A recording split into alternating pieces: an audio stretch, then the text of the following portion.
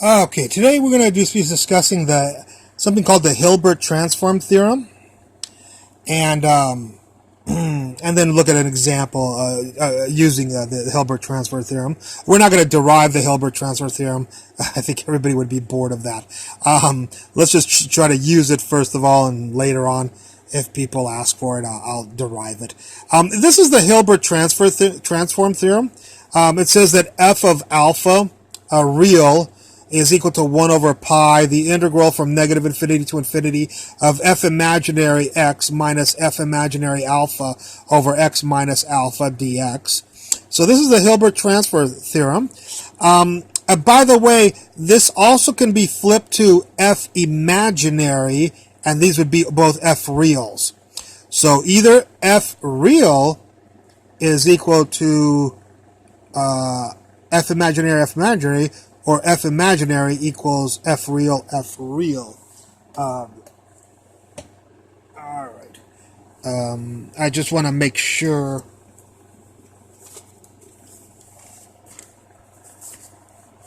Just real quickly.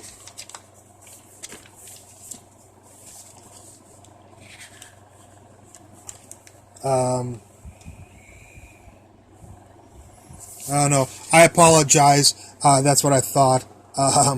If you have f imaginary and f real, this integral will be negative. Okay, so we'll stick to the f real for right now. But I will mention if this is f imaginary and this is f real, if you use the other formula, then you have to make the integral negative. Okay. But we'll deal with the f real, f imaginary, and f imaginary transform. There are two transforms that are possible. The f imaginary one, though, is negative, the integral of this. All right, let's use this one right here. For our example, we'll do f of z. The complex function is e to the I z.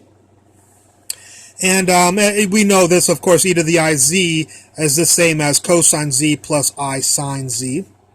And now we see what our f real and f imaginary in our formula are. F real is the real function, cosine z, and f imaginary is the imaginary function, sine of z. All right. Now, once we have our f real and f imaginary, we can take these two and plug them into this transform. And so f real will go into there, cosine alpha. F imaginary will go into here and here. Sine of x and minus sine of alpha, and then all over x minus alpha right there, 1 over pi, negative infinity to infinity. So if you take these two and plug them into here, you will get this this relationship. All right. Now we're curious at we notice that this has a discontinuity at when x equals alpha.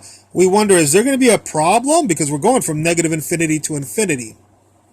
Well, if we trigonometrically rewrite sine of x minus sine of alpha, that equals 2 sine of 1/2 x minus alpha cosine of 1/2 x minus alpha. So these two trig functions can be changed into these two trig functions.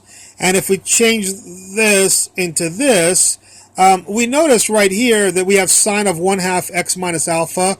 And with that 2, you can bring it down here to be a 1/2 x minus alpha.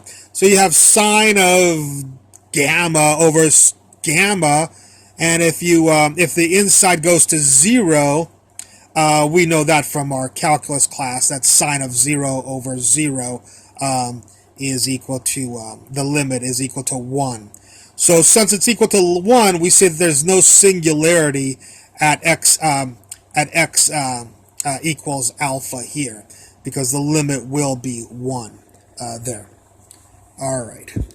Now we're gonna take this integral right here and go ahead and do the integral, and we're gonna let alpha equal 0. So right here where there's an alpha, we'll stick in a 0, and right here where there's an alpha, we'll stick in 0. Sine of 0 is gone, so there's no sine of 0, and this will be 0, so you'll just have x. There's the x, and there's the sine of x, and all the other happy critters there. Okie dokie, so stick 0 into this integral. Don't stick it in this one, stick it in this one, and you'll get this. Now, Once we have this, we can solve for this integral, negative infinity to infinity sine of x over dx. The cosine of 0 is 1. 1 times pi is pi. And so this integral turns out to be pi.